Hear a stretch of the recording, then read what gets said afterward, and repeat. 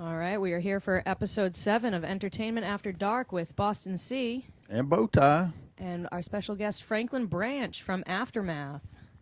And if you notice, BowTie and I are both wearing our Aftermath gear. BowTie's got his shirt on. Yeah. I've got my Aftermath shorts. That's always right. representing. Representing on the booty. So, Franklin, we've been friends for a while now, man. We met in the music world, out and about karaoke. I think you knew BowTie before we had met. And tell us a little bit about how you and BowTie met. Yeah, I think so. Just hanging out at the local pubs down the street and karaoke running. And, I started out karaokeing before I got into a band. So karaoke's near and dear to me. So BowTie was, I started out karaokeing before I got into a band. So karaoke's near and dear to me. So BowTie was in there running it, got introduced to him by a good friend, and kind of went from there. Started hanging out with him and meeting a lot of new people that like to come sing. And then you came along, and a little rocky at first because, she's not hard to get used to. She's a little hard to get used to. So I'm not everyone's cup of tea. yeah. And that's passed by okay. A few times and be like, "Hey, Boston, how you doing?" She's like, "Ugh, just keep on walking." But she's lovable. She's lovable. You just got to get to know her. I'm shy and it comes off as standoffish. I'm sorry. Hey, look, same here sometimes. Yeah, people mistake shyness for cockiness a lot of times, and they just assume because you're out there front man in a band like you're going to be just out there all the time 24/7, but a lot of times it seems to be that the people that are out there like that have to be reserved in their own time because you got to have some recoup time probably. Absolutely.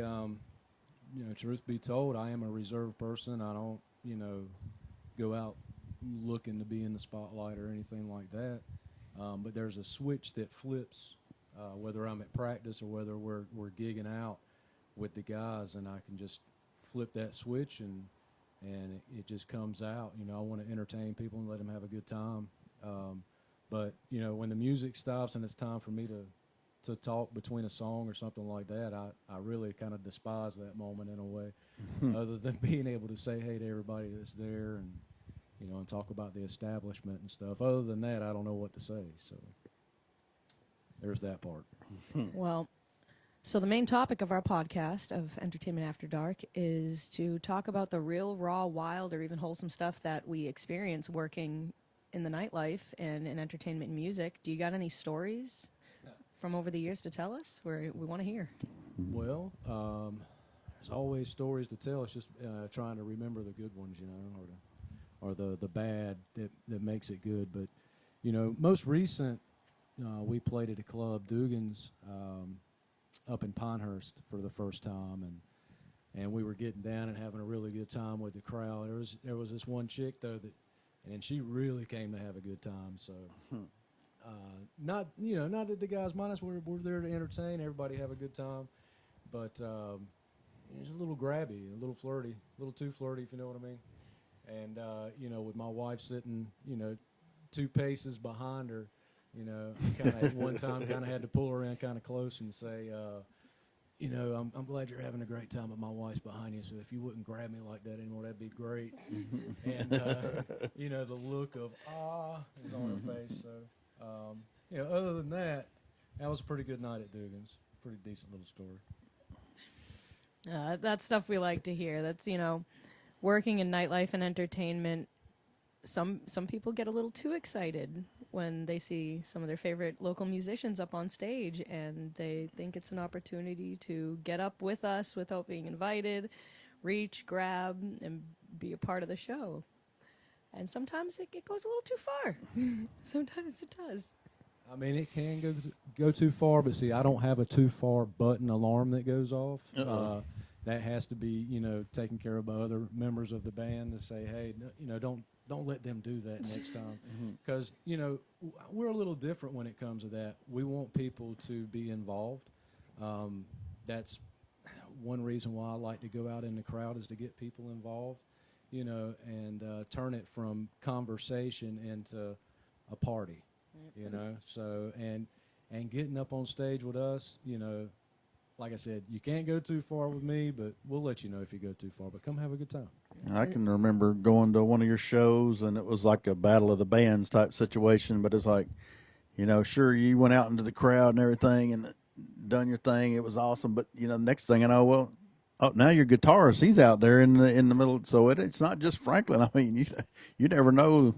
The drummer liable to be out there next. I don't know. If we can talk him into hydraulics and a roller coaster system and get him out there, but he's not up for that. He said, "No, I'm going to stay stationary." And Brian's up there nailing the bass. But yeah, Matt would get up on the bar with me and run around, and back in the day we had two of them. We had Woodrow and we had and Matt running around like wild child with me. So right, that just makes it fun, man. It does. Just let your inner child and beast out, man. That's what we do. And I've even gotten a chance to experience that myself at one of your shows.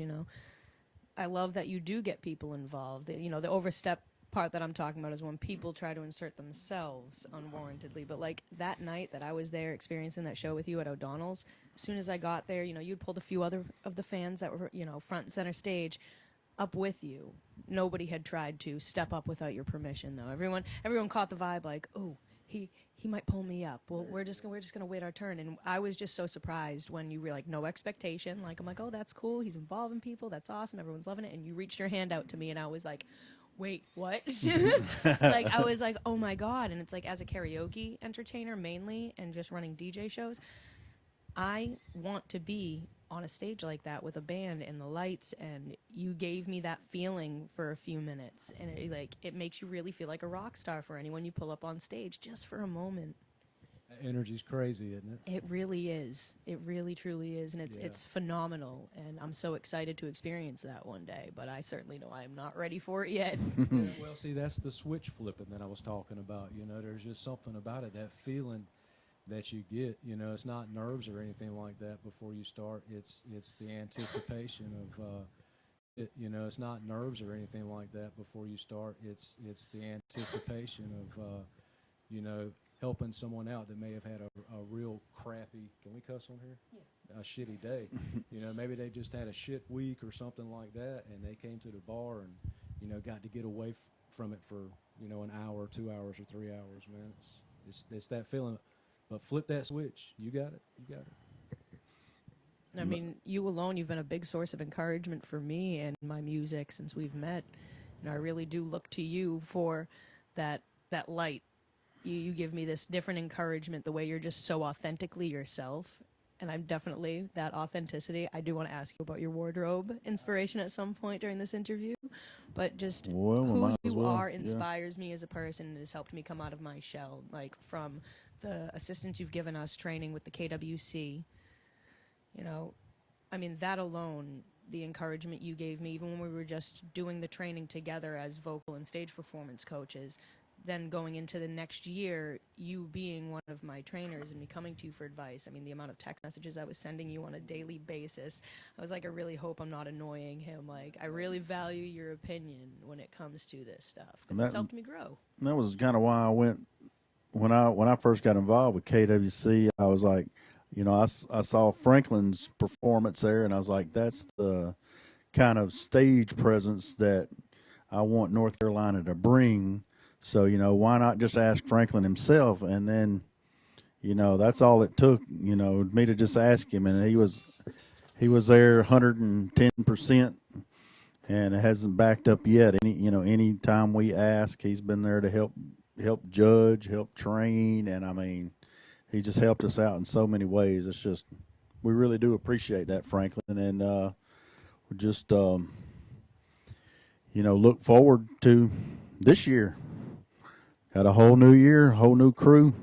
I mean, obviously we did something right because we got the top soloist and the top duet team. I mean, I know you're not going to take like full credit on anything, but you definitely played a role in all three of them getting to the Worlds. I mean, there's no doubt about that it definitely helped and give them that edge when they got to Vegas to kind of know. know what to expect. Yeah, right on, man. I mean, it's, I appreciate that. Community effort is what I call it. We had so many great people um, come together to help these groups and single contestants out. Boston being one of them. So um, from what they're going to wear to how they can perform better to how you can hold the mic to remembering your lyrics and having fun and things like that. I mean, everybody just tied that all into a nice little bow tie, right? That's right. What they did. So yeah, it's my pleasure to do stuff like that and help out, man. Anything we can do. And even though it's called Karaoke World Championship, it's really a singing competition at that level. And like you said, they have to memorize their lyrics by this point. But you can't be staring at a monitor. I mean, it's there, but if you're staring at it, it's going to take away from the production value and the entertainment factor of the whole thing. So, that's why it comes back to even though it's karaoke and they put the lyrics there, because it's karaoke. You're there to have fun. It started out as drunk entertainment, but the main goal that I try to get across to people is if you can memorize the lyrics and know the meaning of them and figure out what they mean to you, then you become an artist. Then you become somebody that can sing that song to somebody instead of singing it at somebody. So big difference there. Learn your lyrics, know your lyrics, and somebody that can sing that song to somebody instead of singing it at somebody. So big difference there. Learn your lyrics, know your lyrics, and it makes for better performances, and you can pull a lot out of yourself that you didn't even know was there. So yeah, that goes back to the conversation me and Franklin were having earlier before we started the podcast, as far as him personally getting ready. His band, they like to do new songs, so he's learning a new song. He looks up, what do these lyrics mean? He investigates the songs that he's singing, and get the message across as far, and that it really comes across in the performance when you know what you're singing about and are passionate about what you're singing about. It's like, if this lyric means this, well, I don't know that I want to be singing that, but if this is what it means, hey, then that's that's something I can get behind and sing. Yeah, absolutely. And it's funny you say that, because it's something I've learned over the past couple of years, now that I'm doing more performance, is to, like you said, really learn your lyrics. And now that I'm older, I'm starting to hear songs as a story instead of just hearing the beat and singing the words. Yeah. And it's songs that I used to, sing or listen to as a kid that I'm listening to now, and I'm like, that's what they were saying the whole time? That's what this story was about? So That ties into like Billy Joel. I don't know if anybody's caught that on Netflix or whatever. The documentary was pretty cool. But I was unaware, I was a Billy Joel fan, but that all of those songs he wrote, and all of them have a big meaning. And one of the most popular ones that everybody recognizes immediately is Piano Man. So Piano Man's a true story. He actually went through that. If you watch the documentary,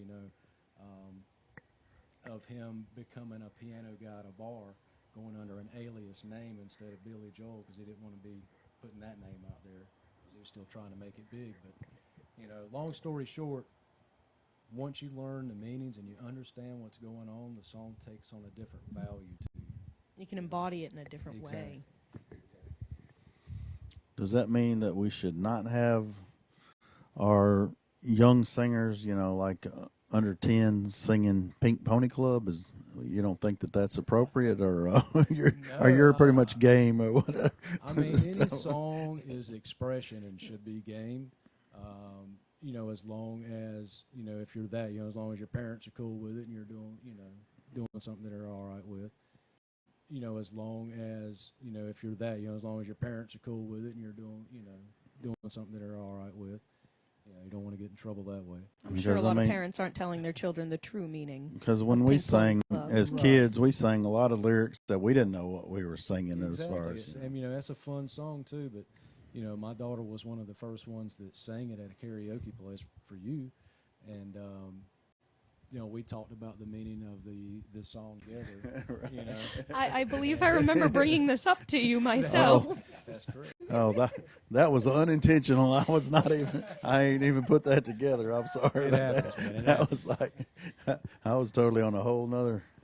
But yeah, your daughter's not under 10, so I was not talking about her. But But that, I mean, that's a perfect example because I have also brought that up to other of our younger karaoke singers' parents as well. Like, are you comfortable with your children singing this song? They have no clue what the lyrics mean, correct? Fun times indeed. and it's crazy the amount of young singers that we're starting to get, and especially now with KWC announcing that they're really going to move forward with the kids division this year. So I've not got all the details on how many kids we're going to take to Vegas, but That ought to be a fun. right. So Usually when we don't mean any harm, but it's usually when we go to Vegas, we see people there with their kids, and we're like, why? Why did you bring your kid to Vegas? right. So now we're going to intentionally bring a bunch of karaoke kids out there to Vegas. So. That also brings up my curiosity about what the next venue is going to be. Like you said in our last podcast, BowTie, we just lost the Sand Dollar, unfortunately. Yeah, well, Sad the to see Sand them Dollar go. closed down, so it Yep. is not like we lost. No, it's not they that we literally lost them. they They- literally closed down the Sand Dollar. Yeah, So and it's which is very unfortunate. We're all very sad about that. But now, At least I got to see it once. yep, right. Yep. But now we're looking forward to seeing where they bring up the next competition for a more family friendly vibe and what hotel accommodations will look like for that event. I'm looking forward to that. I'm a very routine person, so I thought that last year I was going to get comfortable. Like, oh yeah, I know the Plaza Hotel now. I'll be fine when I go next year for work. I know what to look for, what to avoid. We're going to be in a whole new place this year, and that's fine. That's fine. I'm excited to see what's going to happen next. Like, I feel the same exact way. You like to jump around hotels anyway, so Yeah, it's we not don't going to stay at affect you. one too Yeah, it's not long. going to affect you. Yeah, I wear up my welcome at one and then move to the next Right. as fast as I can. Typical rock star behavior. Right. Once it trashes the room one night, I mean, it's off to the next hotel. That's right. 911's only had to been called one time in 5 years. So, That was Is that an appropriate story to tell? it sounds like it wouldn't be, and maybe I shouldn't share this, but you know what? I will go ahead and share it. Not a lot of people know this about me, but I'm a type 1 diabetic.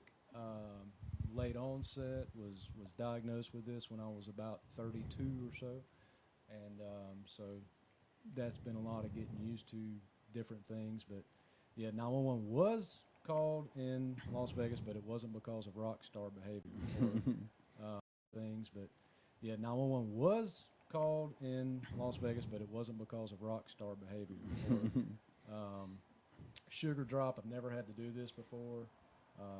They have an emergency shot that you take, and so the sugar got so low we couldn't get it up, and trying to jab this needle about yay long, and about Yo. as thick around as your pinky, it felt like, and so right before she was getting ready to call 911, I finally jabbed it hard enough and got it in there, and brought me back to life, so to speak. So, but it wasn't, drink induced or nothing like that.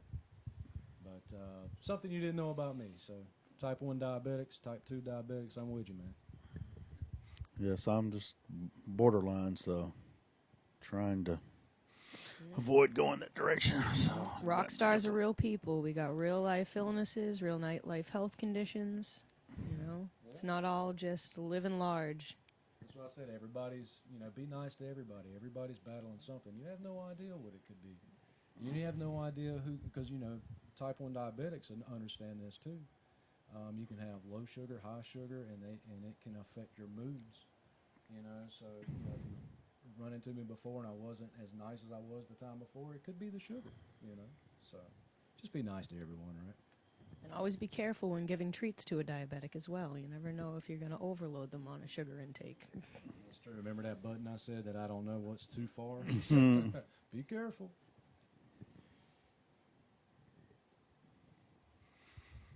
You were asking me earlier, since we had a little silence there. It must have been there's something new I learned by the way, too. What is it called? 15 minutes. It's like every time everybody's having conversations in a room full of people, it's like the 15-minute rule or something like that. In 15 minutes, there's going to be like 12 seconds of silence. No, haven't heard of that one. No, I Not haven't heard of that it rule. put like And that's that before. exactly what was getting ready to happen right there. And it's funny Yeah. you spoke up because I was about to say, gotta love these awkward silences. All right. So going back to what you were talking about, you want to talk about the clothes? His outfit, Oh. yes. Yes. All right. Cool. So you have one of the most eclectic styles I've ever seen. It's so unique and it inspires me so much. You are just so uniquely yourself, colorful statement pieces. I mean, are these the shoes? Are these one of the shoes that I've signed myself? Yes, you're These on are the that Vegas side. shoes. Yeah.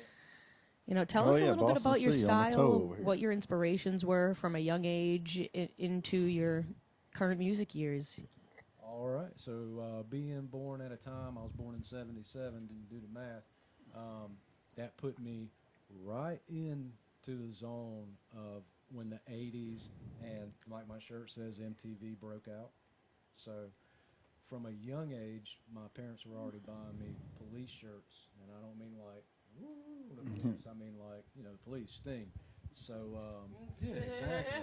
So I was wearing those cut-off sleeveless shirts of the police and listening to all kinds of music and watching all kinds of music for the first time in videos, and it was the '80s. So obviously a lot of influence comes from the '80s bands and clothes and music and styles and hit TV shows and all that. So that's what I grew up on. So I was right in that time frame. But moving on, I was able to be right there in the age group when grunge hit. When Nirvana came out in the Teen Spirit and everything, and being a ninth grader, at 15 years old, I mean, that was just prime time to change gears from the '80s to grunge. I mean, I was into rock music and stuff like that before grunge hit, but as far as style and representation, I grab a little from there too. And places like New York with CBGB's when they had all those groups and everything come through there, Blondie and things like that, man, that type of feel too resonates with me as well. So, and the belt could be from the disco era, big Bee Gees fan. So, I mean, there's just not one particular style that makes me go, this is what I want to look like or emulate or anything like that. It's just like a big conglomerate just came out of the sky and landed on me, and I might change this week to next week. I don't know. And I know you're missing one of your usual trademark accessories Signatures. today. Which one? The boa? Yep. Normally you've got the boa or some kind of funky scarf that we see you with up on stage, performance days. Yeah. So the scarves, I forgot, man, and I had this perfect purple one to go with this, that Robin Roberts gave me, Rockin' Robin. Shout out to her. Doodly doodly doo. And so that's the only thing I'm missing today. So anyway, the boas, I don't know really why that started other than maybe when we're first starting out, a little shyness, if I'm being honest. Not nerves of being in front of people, but sometimes we can hide behind things if we're a little nervous or a little shy or something like that. Yeah. So, but then it also is something to give to people that have come to the show. So it's like a two-in-one type deal with me. It's like a safety blanket and a gift. Kind of like It used to be. Not really that way anymore. More of a gift now. And I have rules on the boas too. So number one rule is I'm not allowed to open it at home. right. Okay, so I can only open it when I get to the gig. And then the places that we play at, I try to be nice to them. I didn't used to think about it, but man, feathers go everywhere. You'll find them in the oddest places. Everywhere. So I take them outside, shake them off real good, and then bring it in, and try not to shake it around as much as I used to, because at the end of the night there'll just be feathers everywhere. And the guy's cleaning it up or the gal's cleaning it up, and I'm like, sorry, that's the aftermath, ha ha. But so Pun intended. yeah, exactly. So rule number one: can't open it at home. Got to open it at the gig. Rule number 2 for me, Pun intended. yeah, exactly. So rule number 1, can't open it at home, got to open it at the gig. Rule number 2 for me is they've got to go out to the people that are having the best time of their life that night, you know? So I may have 1, I may have 2, I may have 4 of them that night, but just keep having fun, you'll get a boa. That's awesome. I like Right. that. Right? I Yeah. never take them home. That's rule number 3. Yeah, I remember Heather Lavender had one of your boas at the.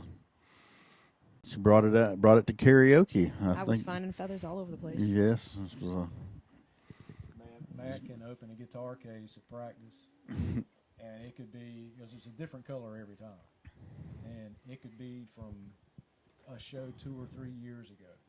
Be like, I haven't wore that color since this show, so there's a new feather. I find them at home all the time too, even though I don't open them there, so figure that out. But I mean, this entertainment after dark, you kind of hit on this. I know we machine gun a lot of topics here, and they get skipped over. But as far as your shirt, and so you got the MTV. You talked about that influence as a child or whatever, So realize that the 31st was the final MTV. So MTV is as in their music channel, shut down their several other music channels, the VH1s and all the. Yeah, they shut down the 31st was the last day for MTV. So. Yeah, which unfortunately I haven't watched that in a long time because Yeah. MTV meant a little something different back in the day. But real quick I'll say this and then I'll get back to this. MTV meaning something back in the day to me was like the first time I got to see Run DMC and Aerosmith in the same. Oh wow! Yes. And being on a video together, or the Beastie Boys, or something. Awesome like that. stuff. Yes. Things like that. But the wardrobe that I'm wearing today, actually, so Valabasas jeans. Valabasas. That's what he said. My wife actually got these for me last Christmas, not this Christmas, and it's the first time I'm wearing them. So they're a jean, but they've got like a suede feel to them, with a kind of like a corduroy. And I'm the weirdo that asked if I could feel the jeans when I saw how soft they looked. Right. I can confirm they are soft. So that came from her, but I found that site. I don't know, scrolling through like Facebook videos or something like that. I was just like, oh, I like those jeans, and then took a screenshot of it, and I didn't think about it till like 6 months later to tell her, like, I like these jeans if you're looking for something to get me. So, but Calabasas is pretty pricey, and I normally don't try to buy pricey stuff. I try to be, try to find the clearance racks and the shirts that, like this one came off of a clearance rack somewhere in the mall. Is that your grandpa's style? Yeah, Oh, that's thrift shopping. It's a velvet. I'm gonna pop some tags. Right. See? Kind of the same. I like how it's like the in between pieces are a meshy sheer, and then it's like a velvet Right. on the and it's textured, it's lifted, it's two completely different materials. It's really nice. And I'm a thrifter myself, so like going out and finding like awesome finds like that for definitely not full price. Right. Score, win. Yeah, see, it screamed Prince to me. So I was like, oh, Prince, 80s again, And then obviously the MTV shirt, that's Amazon. And I picked up this little trinket last year. My grandson, yes, I'm a grandfather. My grandson loves it. But this is a replica of Jim Morrison's love necklace. Oh wow. So I Would have wear never that all- guessed. Yeah, exactly. So that means a little something to me, and he'll get that one day because he likes playing with that. So Seems like you hold a little sentiment behind your style and accessory. yeah, absolutely. Bracelets, whatever. My daughter got me a few of them. Purple for the band because our direction kind of changed from reds, whatever. My daughter got me a few of them.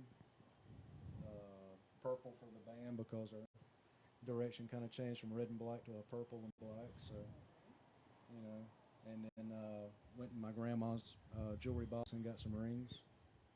No, I'm kidding. It's not grandpa style, it's grandma style. That's right. Right. That's right. Especially, I got the coffin ring. That one was pretty cool. And That one's really nice with stone is in the middle of Yeah. that. I guess they call that an amethyst. I guess the purple. Oh yeah, it's very dark. Yeah. Nice. But anyway, that was something I remember somebody else buy. So, yeah.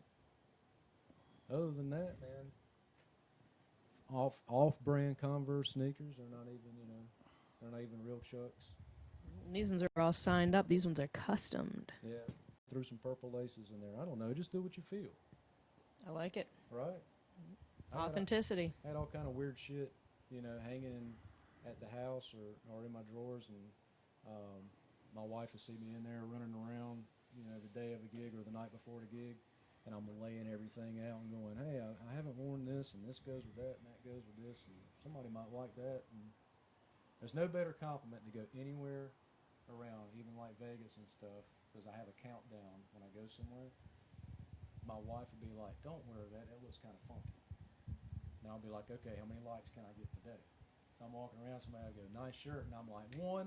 And my wife's like, son of a bitch. So, they encourage it. Yes, I get.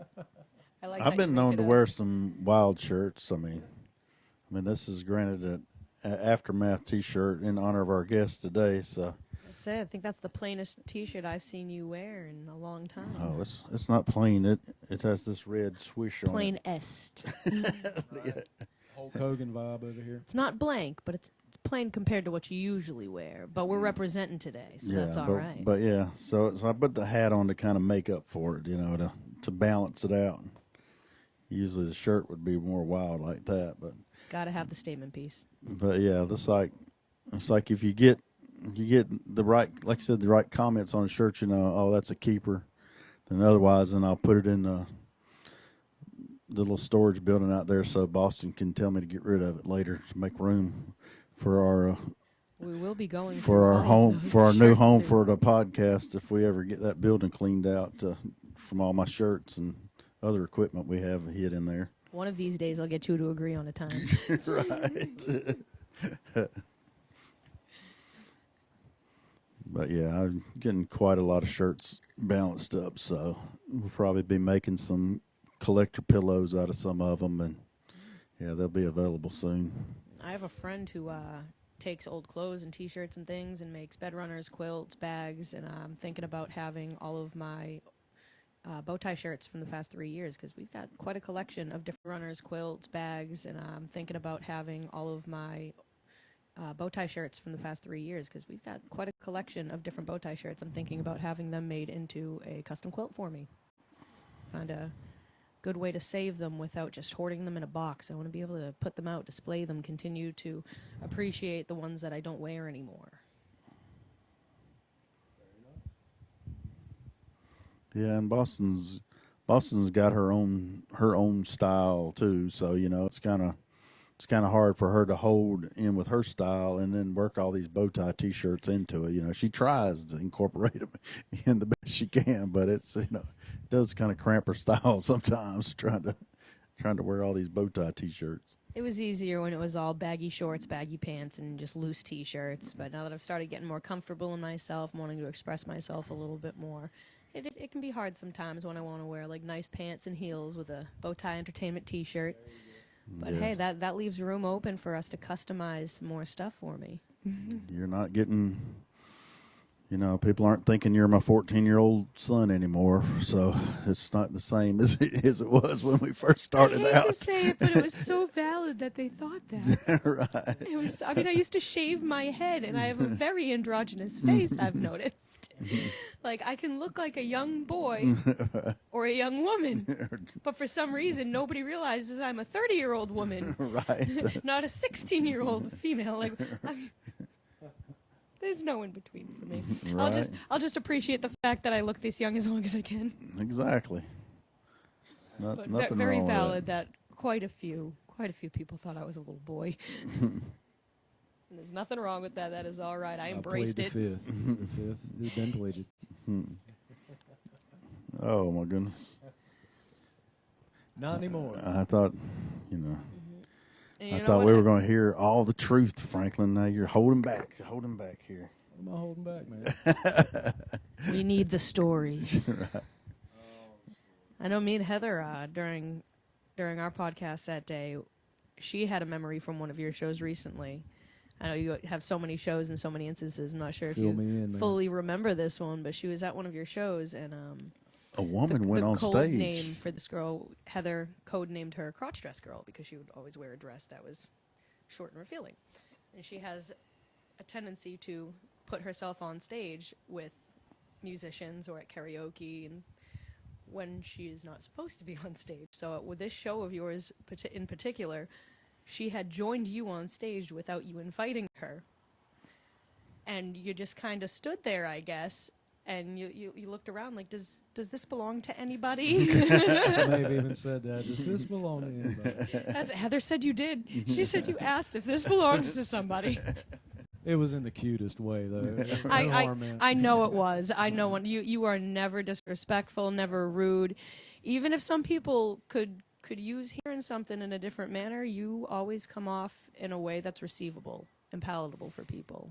And it's appreciated and noticed, for sure, well, especially when giving constructive criticism as well.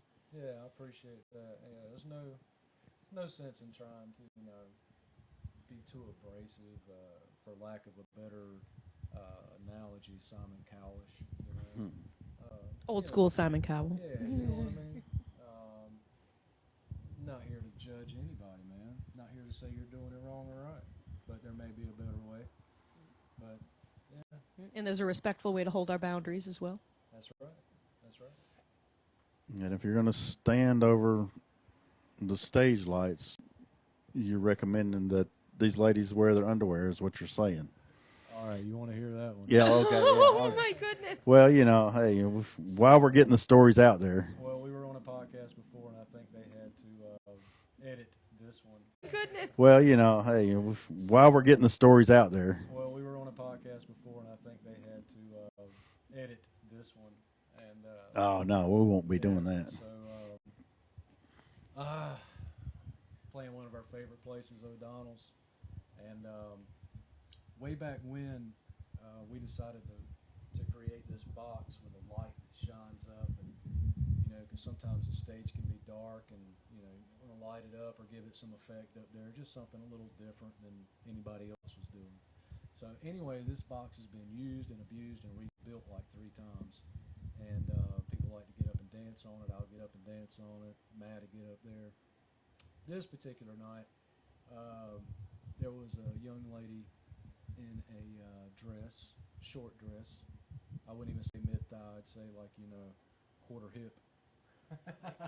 So there was, I'm feeling like we're talking just about where the upper part of my booty shorts are sitting now. I believe about right in that area, So it had already been noticed, and she'd already been up there a couple of times, dancing around, having a good time. So she gets up there this time, and there's a pressure switch that turns the light on. It doesn't just come on unless you know where to step on it. So I'm back there jamming out with Jerry, who's the drummer, and got my back turned, and she's up there having a good time. And I turn around to her in the squatted position, and I said that it resembled like I don't know, a piece of salmon in Harris Teeter or something like that. Was just staring me right in the face. Oh my goodness! So everything was out that could be out, and so I looked at Jerry, I looked at her, I looked back, and I just politely grabbed her by the hand, stood her up as quickly as I could, and ushered her back down off the box before she turned around to the crowd. So, oh my! And that's the greatest way to not draw extra attention. So, yeah, I mean, it's not that I didn't appreciate it. Thank you very much, whoever that was. But yeah, Jerry was upset. He didn't get to see it, so he didn't look quick enough. Poor Jerry. He's always saying, "I'm in the way." Move, get out of the way. Maybe if we got him on that roller coaster track to get him out to the front of the stage like we were just talking about, he'd get some better view. Come on, Jerry, get with the times. Some hydraulics. I into one time, not too long ago, we're going to put drums up front, and I'm going to get behind you. There you go. Let's do something a little different. We got to get Jerry on some hydraulics and get him lifted. Yeah. Well, yeah, you'd have his drums there, but then maybe just lift you behind him, but you're just a little higher so they can still see you behind him. Oh, that would be cool. That would be cool. Always just lift you up. To make it different, man. Yeah, I mean. But yeah, that was. What did you think about that story? Yeah. I think that's the raw, real stuff that we're looking to hear from entertainers in music and nightlife. When we asked for the raw stories, we didn't know we were asking for raw salmon. I mean, Tiny salmon, you delivered. You delivered on that one. Oh my.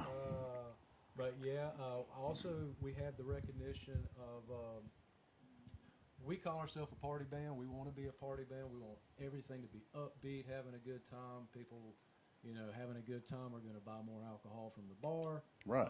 If you don't drink, you're going to buy more, I don't know, whatever from the bar. You're going to help your buddies out. Ginger ales like Ginger myself. ales, whatever. But, we just want to keep it going and going and going. So, I forgot where I was going with that. That's Keep what the happens party with going. age. You got some kind of recognition.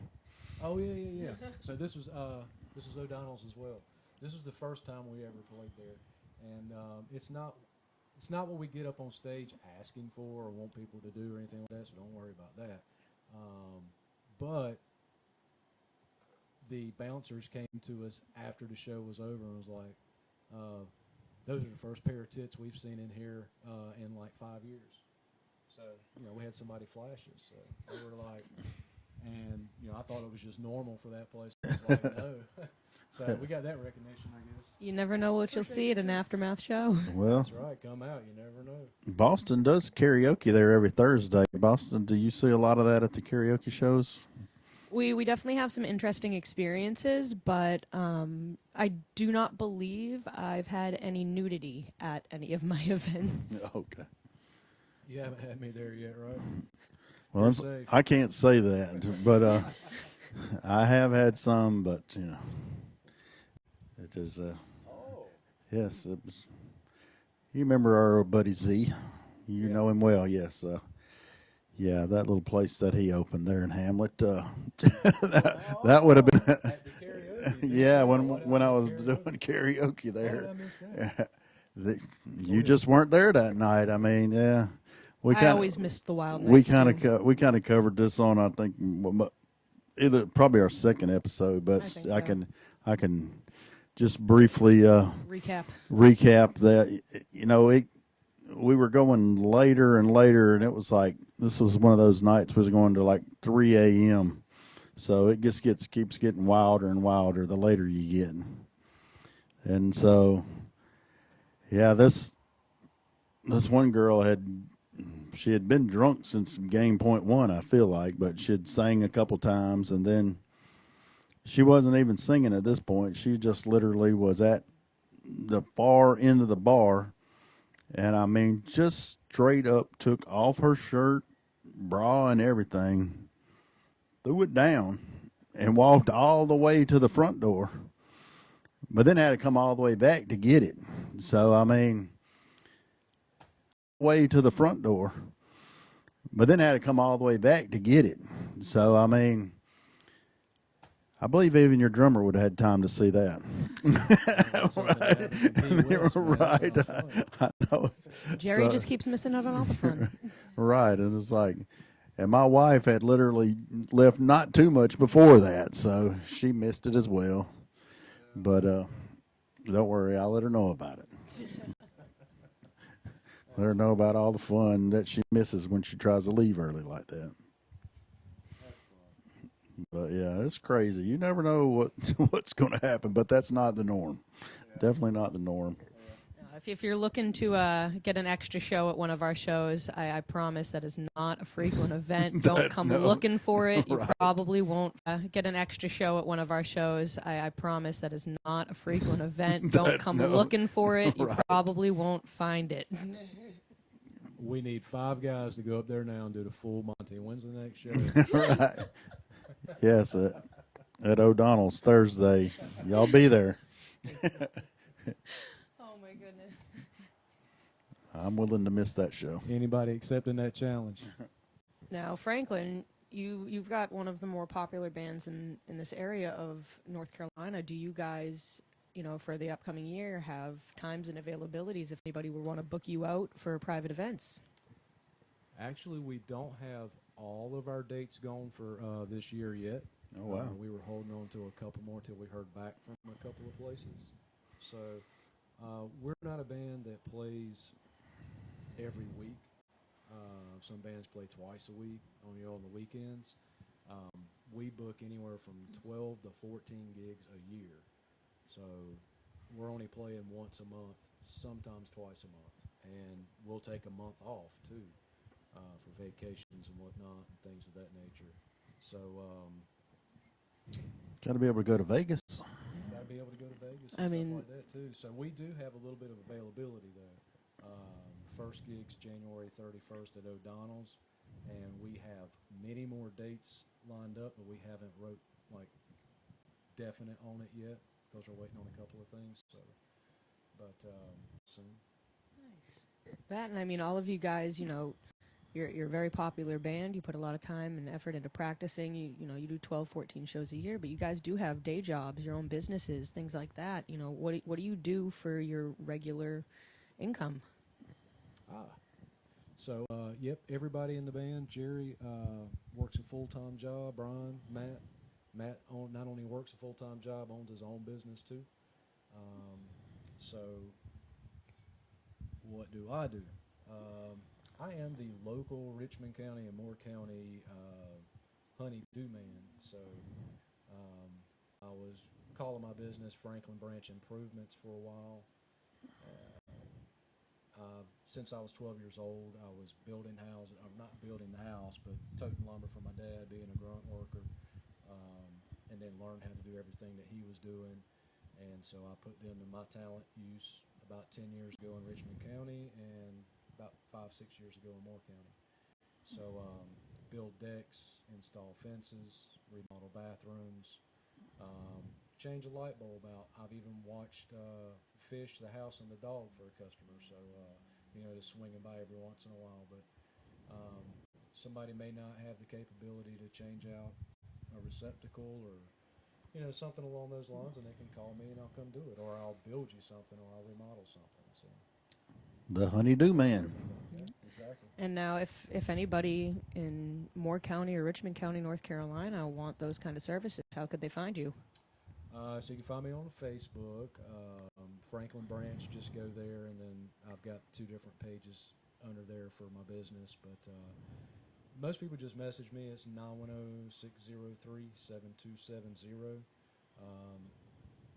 But most of the business I get is word by mouth anyway. So Hopefully, the people here are hearing it directly from your mouth. there you go. There you go.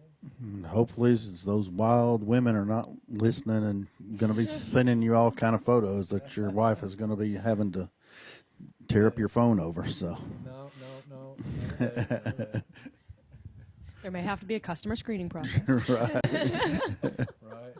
Yeah. No. Just straightforward business. strictly business. Hey, there you go. We have a guest coming on next week that you're familiar with. Chelsea Chestnut is going to be here next week on our podcast. She was part of the first Team Carolina that you helped coach, and Yeah, I'd be interested to see how her golf game's going, so I'll definitely tune in for that one. yes, and she informed me that she plays the ukulele, which I never knew until just recently. So I'll be interested to find out some more about that as well, with us doing some open mics here and there now, especially on Mondays at Legends now. Yep, she We're doing open surprised mics, me so. and came out last week to sing a couple of songs for us. I was so happy to see her. She didn't Feels bring like the it's been forever. ukulele, though, did she? No, No. not this time, but I really hope she brings it next time. So yeah, so that it ought to be interesting, even to the point of her experience with KWC, because I know, like, one of the feedbacks she got from the judges that really got her kind of upset was, like, they made reference to the green pants that she was wearing on stage, and it's like, we're talking about wardrobe, and I mean, even she wore these wardrobes in front of, we have in front of Franklin. I mean, he let it by, so I feel like that it was definitely stage worthy, but that particular judge was just not right. I was so happy to meet her. She's one of those free spirit, free soul people too, and has a very eclectic style. And she didn't need much steering on her style because what she wore was true to herself and who she is. So I Yeah. thought the green pants are outstanding. That judge is blind and full of shit. So Right. And it was a lot of different judges this year too. I swear our team we had last year with these judges we had this year would have ranked a lot higher because it's like what they were looking for this year was what we brought last year, but obviously they liked what we brought this year as well, being being that we had Robert win in the singles and then Manny and Kaylee win in the duets. So I think the biggest thing was them realizing that everybody didn't need to sing freaking show tunes. right, You know, it was just show tune after show tune, which there's nothing wrong with that if that's what you dig, but, you know, if it's karaoke and it's worldwide, it should be whatever the hell you want to sing, man, and it should be accepted, not just one genre. and I mean Seraphin, he puts on a hell of a show when he's out there. He put on a hell of a show in Vegas. I mean he was singing up in his falsetto. I think it's what hurt him. Show on Fremont Street. What you talking about? Right. Yes, he's still out there putting the shows on. He's another one we definitely got to get on the schedule to get down here because he has always got something going as well. We've got some very talented people that this competition has brought into our spectrum that we might not necessarily have been introduced to otherwise. So 100%. You've met some absolutely amazing people, supportive people, talented people. was there questions over there? I saw you trying to look at the comments. I didn't know if there was. So just looking at some crowd engagement, we've got a comment from Stacy, and I believe this may have been related to your rules about the boa. She says that's a terrible rule. What's up, Mimi? Was it Nene? I can't remember what you were calling it. I think it was Nene. Was it Nene? And Matthew Davis, Oh, Matt Bug. he says Franklin. Matty boy. We were hoping to have Matt up here today, but unfortunately. Yeah, came and saw him from Dallas area, I think, flew in and spent some family time. So he had to take Oh yeah, Well, that's not unfortunate. I'm glad he got that family time. That's fantastic. Right. Enjoy your family time, Matt. maybe he could be on next time or something like that. That would yeah. be great. We definitely can. We might get him his own spot on here. Who knows? He might not have to share the limelight with the flashy Franklin. I take all my advice from Matt on my wardrobe. Oh, okay. Every bit of it. But yeah, Stacy, I'm sorry about rule number 1. It is a terrible rule, but yeah, I have to sleep there.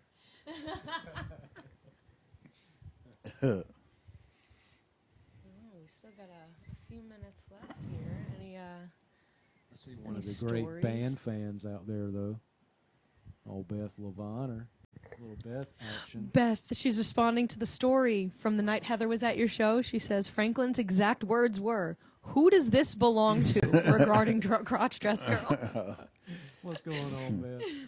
Man, if y'all don't know Beth and she hadn't been to your gig, I hope she comes to see you because she's a great supporter of all the local bands out there. I don't think she misses a weekend where she's not seeing somebody. So Beth is the ultimate concert mom. she's awesome. Yeah. Hey, karaoke too. They got a good karaoke family. Even got Beth to sing a little Love Shack last night. Her and Roy.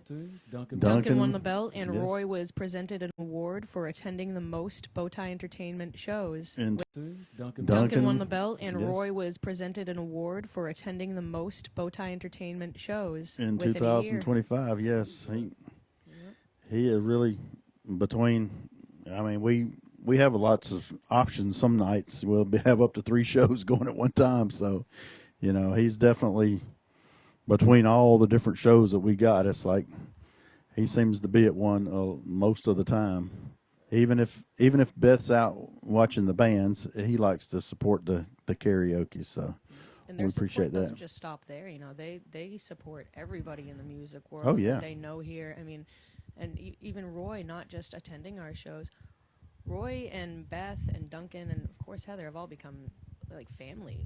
Yeah. Like Roy, I'm a hairstylist as well as a musician, and Roy knew that my clippers broke. So for Christmas, he bought me new clippers, and I can't tell you what that meant to me. Right. Like, that meant so much to me. Like, the support he provides, as well as I said, Beth and Duncan and Heather, like, they truly are family.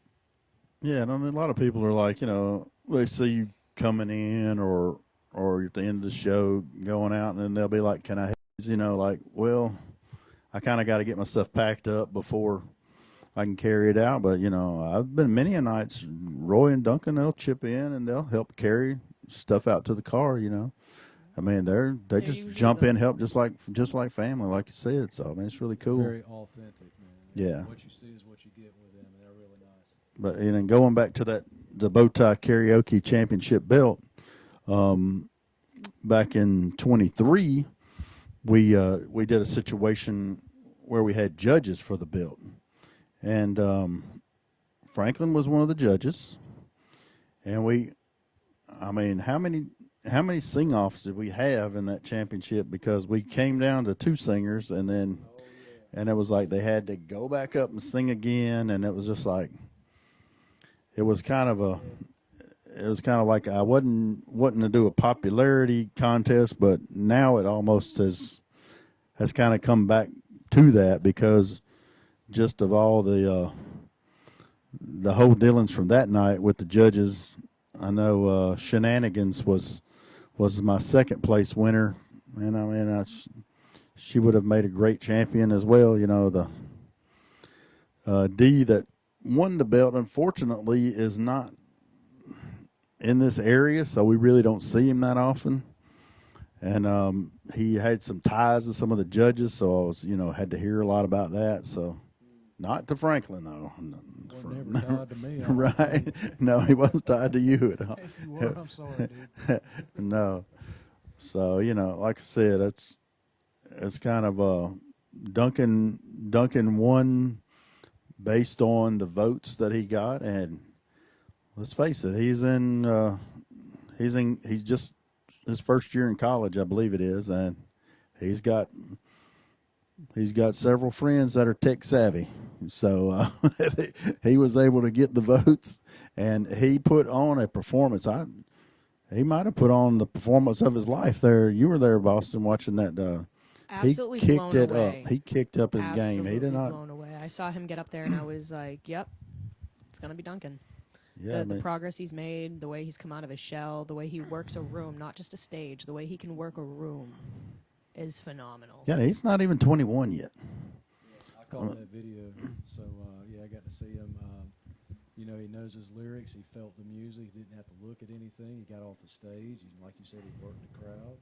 And he's always moving to the beat. So, man, I love how he works with the cameras that are recording him as well. Yeah. He does his pass-bys and facing the camera and back out. Like, he really truly enjoys doing this. At the beginning of the night, Franklin came in. He did a once over song for us to kind of give them the example of what we were looking for, and that's exactly what Franklin done. He worked, because we had like 3 cameras going. He worked every one of the cameras one by one, and all the people in the crowd, like Beth, who were videoing, he worked their cameras too. Oh yeah, I remember. I'm sitting there trying to follow Franklin around the room with my tight camcorder stand. I'm just like, okay, He stops okay, at every okay. cell No, phone too in the fast, building. can't stand in one place too long, baby. That's right. Yep, kept on going. And it's like, I know my wife was a little late getting there. She's like, I just thought I was walking in on a rock concert. I'm like, what in the world am I missing there? It's like, you got to get here on time because, we started that show off right. Had Franklin there to get us going. It set the tone for the whole night. It was a great night. All the ones that competed, they stepped it up. I would say the majority of them stepped it up. Sometimes people just, they say, well, we're going to enter this, but they still don't want to get out of their comfort zone. And you're going to have to jump out of your comfort zone if you're going to win something like this. It's not going to be just, I'm going to sit back here and just sing pretty and they're going to hand me the belt, And that is why I don't do a whole lot of competition. I enjoyed Vegas, but that also taught me that if I'm not ready to physically perform, I'm not ready to compete. and that is just fine. You know, I got to meet myself where I'm at, and maybe one day I'll get there. But I got to start getting myself out of my shell at just karaoke shows if I ever want to compete at that level, right? You've got to not care what someone. Just karaoke shows if I ever want to compete at that level, right? You've got to not care what someone thinks of you in order to understand how to care what someone thinks of you. Does that make sense? I may need you to write that down for me. I'm gonna need a visual on that one. So yeah, Something motivational to look at when I wake up in the morning and go to use the bathroom, like right up on the wall. To come out of your shell, man, you gotta be able to not care in order to care. Does that make sense? Yes, but I think I need to think more in depth about that. I think it means more than I'm actually thinking right at this moment. Like that if was you're- philosophical. Like if you're doing you and you're being authentic to who you are, what this music makes your body do or makes you feel like doing, then you're not going to care what they think about you doing that. But once you connect with them and they understand you and you understand yourself, then you become to appreciate what they do think of you.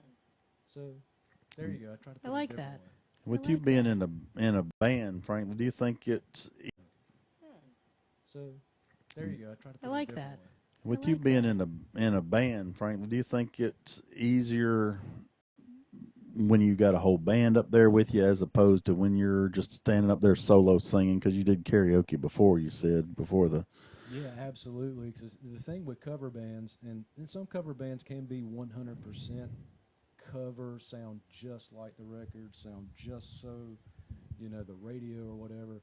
We're more of, we try to put our aftermath spin on it. We try to put our feel on it. Mm-hmm. Matt playing guitar tries to do different things, and Brian make a different sound or play it a different way, and Jerry's always looking for a way to incorporate more cowbell, of course. Of course, yes. Got to have more But cowbell. Once yeah, exactly.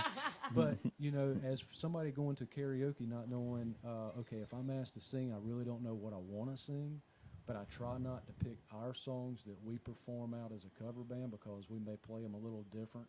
Right. They sound a little different on your karaoke thing. Or something. Exactly. So if that makes any sense, but it's always great to be in front of a crowd. It's a completely different feeling. It's a completely different experience. So if you're doing karaoke and you hope to further that and get into a band, just know, hey, you are going to have to feel it. You're going to have to get out there. Don't just stand there and sing. Right. Be fun, man. And I mean, some people are completely okay with, just that stress relief factor of going out there and singing and being that rock star for that moment at karaoke, singing that song and the crowd getting into it and cheering them on. And, there's certain songs that you can sing and they don't even have to be sung well. The crowd is still going to get into it and still going Karaoke's all about. still It's that going to energy. cheer with you and have a good time. Friends in low places, and you're pretty much going to have, the crowd and singing right along with you, just having a good old time, even if you are not the best vocalist in the world. I mean, Don't do like I did and sing "Come On, Eileen," and Eileen's actually back there in the back, and she hates that song. So. Right. Well, we are we're coming up on time here. I just got one more question for you, Franklin. Just one more. For anybody that's aspiring to be in a band or gain some more confidence at karaoke nights, put themselves out there more, do you have a piece of advice? They're actively trying to seek and build a band, or they're thinking Just about it? anybody that wants to be up on a stage, whether it be karaoke, in a live band, getting themselves out there more and seen. Right on. Don't be afraid to go to things like open mic nights or seek out places that have full band karaoke where the band's playing the song and you actually get to be the singer of it, with a band. Those are really cool. Brian Shaw with 80s Unleashed does. Oh yeah, does we that, definitely know Brian. I've attended one of those. Fantastic karaoke night. Fantastic Right. people in that band. Great show. Right. And then once you get out to places like that and start meeting people, know who you're meeting, remember who you're meeting, and we always have our ears open for, you know, a band looking for an extra player or somebody wanting to form a band or things of that nature. And if you really want it, you can get it. Just be open to anything at that point. And be yourself. And be yourself, absolutely. Unless you got to flip a switch like me, you know. You don't want daytime honeydew Franklin up there singing. I promise you. I promise you, he'd be kind of bored. It's balancing work and home life. You have your stage presence and you have your home life presence. That's correct. So if we're listening while you're working on the porch, we're not going to hear the same Franklin that we hear on stage at Aftermath. He's going to be singing under his breath a bit and probably not moving around so much. Oh, okay. All right. But yeah, when I first started working, I know you got to wrap it up. But when I first started working doing this business, I was doing a lot of painting. And when I paint, I play music and I play it loud as I can because it's just great to do when you're painting. Mm-hmm. So I got the nickname of the singing handyman. So they started expecting that if I was over there not singing, they thought maybe I was mad or something like that. So, hey, where's your music at? Right. Oh, so you're telling me that now I can just hire you to paint my house like I've been talking about doing, and I get a show while you Yes. paint too? There you go. I can pay for a paint job and a performance? There you go. Can we go live? Right? I know with this wall back can we here go behind us, TikTok she's live? talking about it. Sounds like fun, man. Well, we'll have to talk some more about that after we get off this podcast here. But After that's going to dark. wrap it up for this Sunday's podcast, Entertainment After Dark with Boston C. And BowTie. Have a fantastic night, everyone. Thanks for tuning in, and you can catch us back here next Sunday at